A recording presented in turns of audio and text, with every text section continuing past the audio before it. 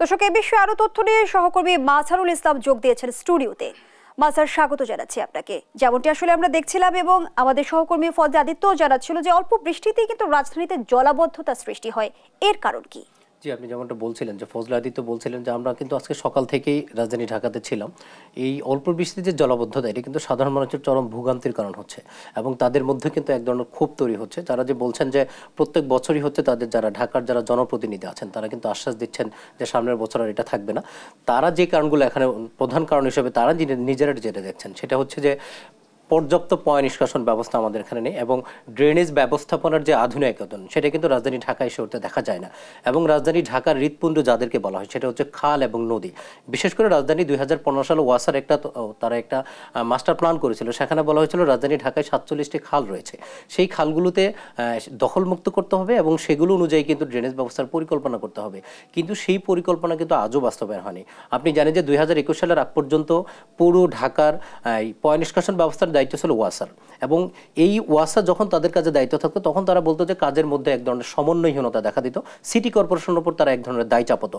কিন্তু 2021 সালে যখন এটার দায়িত্ব সিটি কর্পোরেশনের উপর নিয়ে আসা হয় তখনও কিন্তু সেটা ততটা উন্নত দেখা যায়নি। তবে মূল কারণটা যেটা তারা মনে করছেন যে খাল যেগুলো রয়েছে রাজধানী ঢাকায় সেগুলো দিন দিন যেমন দখল হয়ে যাচ্ছে এবং সেখানে দখল করার ফলে কিন্তু এক ধরনের অপরিকল্পিতভাবে নগরায়ণ গড়ে তুলছে, যার ফলে কিন্তু পানির যে গতিতে বের হয়ে যাওয়ার কথা নদী এবং খালগুলোতে সেভাবে কিন্তু যাচ্ছে না। এটা একটা অন্যতম কারণ। আমি যদি আপনাকে আরও কিছু কারণ বলি, যে বিশ্বে এখন যেভাবে হচ্ছে আধুনিকায়ন হচ্ছে এবং বিশেষ করে রাজধানী শহরগুলোকে যে পরিমাণ আধুনিক করবে ড্রেনেজ ব্যবস্থা পরিকল্পনা করা হচ্ছে, রাজধানী ঢাকায় কিন্তু সেই অর্থে আধুনিক আমাদের ড্রেনেজ ব্যবস্থা এখনও সেই অর্থে গড়ে ওঠেনি। আপনি জানেন যে বর্ষা মৌসুম আসার আগে আমাদের রাজধানী ঢাকাকে কেন্দ্র করে যে ধরনের পরিকল্পনা গড়ে তোলা হয় এবং ব্যাপক আকারে খোঁড়াখুড়ি করা হয় এবং এটি কিন্তু এখনও চলমান আছে। আমরা কিছুদিন আগে আমাদের স্থানীয় সরকার মন্ত্রীকে প্রশ্ন করেছিলাম, তিনি যেটা আশ্বাস দিয়েছিলেন যে অন্যান্য বছর যে পরিমাণ জলবদ্ধতা হয়েছে এবছর হবে না।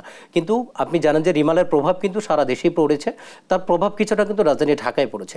আমরা ভারী বৃষ্টিপাত বলতে যা বুঝি সেই অর্থে কিন্তু বৃষ্টিপাত হয়নি। যে গতকাল রাত থেকে আজকে পর্যন্ত যে বৃষ্টিপাত হয়েছে সেই বৃষ্টিতে কিন্তু শুধু রাজধানী নিউ মার্কেট না, আদিত্য হয়তো বা নিউ মার্কেটের কথাই বলছিলেন, এই অবস্থা কিন্তু সারা রাজধানী ঢাকার। অর্থাৎ আমাদের খালগুলো যেমন দখল হয়ে গেছে, রাজধানী ঢাকার দুইটা গুরুত্বপূর্ণ নদী, একটা হচ্ছে গাজীপুর গ্যাসা হচ্ছে তোরাগ নদী, আরেকটা হচ্ছে আপনার হচ্ছে পুরান ঢাকার পাশে যেটা সেটা হচ্ছে বুড়িগঙ্গা নদী। এই নদীগুলোতে কিন্তু ব্যাপকভাবে আপনার দখল হয়ে যাওয়ার কারণে পানি সেভাবে হচ্ছে পরিচালিত হতে পারছে না। এগুলো কিন্তু কারণ বলে তারা মনে করছেন। মাঝার, আপনি যে সমস্যা এবং সংকটগুলো তুলে ধরছিলেন সেখানে তো আশঙ্কার জন্ম দেয়। তাহলে আসলে রাজধানীবাসী এই জলাবদ্ধতার কবল থেকে কবে মুক্ত হবে? আসলে এটা তো সবারই প্রত্যাশা যে আমরা যারা রাজধানী ঢাকায় থাকি, বিশেষ করে প্রায় 2 কোটির উপরে মানুষ রাজধানী ঢাকায় বসবাস করে, তাদের কিন্তু এই জলাবদ্ধতা কিন্তু তাদের একদম আমাদের মানে তারা এক ধরনের সংস্কৃতি হিসেবে মেনে নিয়েছেন। কিন্তু এটা কিন্তু খুবই আশঙ্কাজনক একটা সংস্কৃতি। আমরা এই সংস্কৃতি থেকে এখনো বের হতে পারিনি। আসলে যে দেখেন, এই বৃষ্টিবিঘ্নিত সময়ে যখন জলাবদ্ধতা তৈরি হয়, বিশেষ করে যারা খেটে খাওয়া মানুষ আছেন তাদেরকে কিন্তু ব্যাপক পরিমাণে দুর্ভোগে পড়তে হয়। আমরা দেখছিলাম যে রিক্সা চালক যারা আছে, বিশেষ করে নিম্নায়ন মানুষ, তারা কিন্তু অনেক সময় দুর্ঘটনার শিকার হচ্ছেন এবং আপনি দেখে থাকবেন যে বিভিন্ন জায়গায় হচ্ছে বড় বড় গাড়িগুলো উল্টে যাচ্ছে।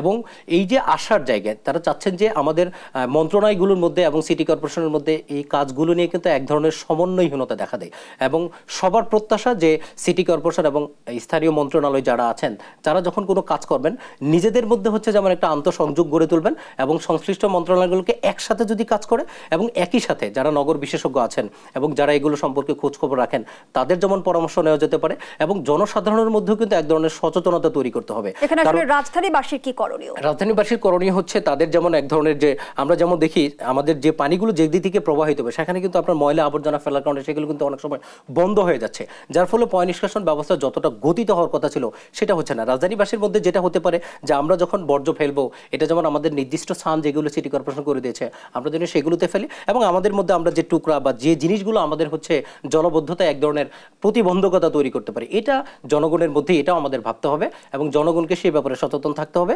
এবং সিটি কর্পোরেশনের যে দায়িত্ব, আসলে জনগণকেও সচেতন করা তো একটা দায়িত্ব কিন্তু সিটি কর্পোরেশন বা সংশ্লিষ্ট মন্ত্রণালয়গুলো রয়েছে বলে আমি মনে করি। কর্তৃপক্ষের যথাযথ উদ্যোগের কোনো ঘাটতি কি দেখছেন? কিছুটা ঘাটতি তো অবশ্যই আছে, কারণ এটা আপনি দেখবেন যে হচ্ছে বর্ষা আসলেই কিন্তু আমাদের এক ধরনের খোঁড়াখড়ি হয়, যেটা একটু আগে আমাকে বলছিলাম যে আমাদের মধ্যে যেমন জনগণকে সাথে নিয়ে যেমন সচেতনতা বাড়াতে হবে, একই সাথে কর্তৃপক্ষের যখন তারা এই বিষয়গুলো কাজ করবে তাদের একটা জিনিস মাথায় রাখতে হবে যে যেহেতু আমাদের এই পরিকল্পনাটা মূলত বর্ষা সৃজনকে কেন্দ্র করে, এবং আমাদের জলবায়ু পরিবর্তনের কারণে কিন্তু এখন আসলে বর্ষা মৌসুমে কিন্তু বৃষ্টি হচ্ছে না, এবং আমাদের একটা পরিকল্পনা রাখতে হবে যে এটা সারা বছরে যে কোনো সময় বৃষ্টি হতে পারে, এবং আমাদের এমন একটা পরিকল্পনা রাখতে হবে আমরা নর্মালি যখন গ্রীষ্মকাল থাকে যে সময়টা প্রচন্ড গরম থাকে এই সময়ের মধ্যেই যদি কাজগুলো শেষ করা যায়, এবং বর্জ্য ব্যবস্থাপনা এবং যে খালগুলো আমাদের দখল হয়ে গেছে এবং যে নদীগুলো দখল হয়ে গেছে, যেখানে নদী ভরাট হচ্ছে, অপরিকল্পিত নগরায়ণ হচ্ছে, পরিকল্পনা করে যদি কাজ করা যায় এবং সময়ের আগেই অর্থাৎ বর্ষা মৌসুম আসার আগেই যদি এই কাজগুলো করা যায়, আমাদের মনে হয় এবং সবার একটা আশা হয়তোবা এই জলবদ্ধতার সমস্যার সমাধান অচিরেই হবে বলে সবাই মনে করে। সেই প্রত্যাশা আসলে আমরাও রাখছি। ধন্যবাদ জানাচ্ছি সহকর্মী মাজহারুল ইসলাম। দর্শক, এতক্ষণ স্টুডিওতে কথা হচ্ছিল সহকর্মী মাজহারুল ইসলামের সঙ্গে।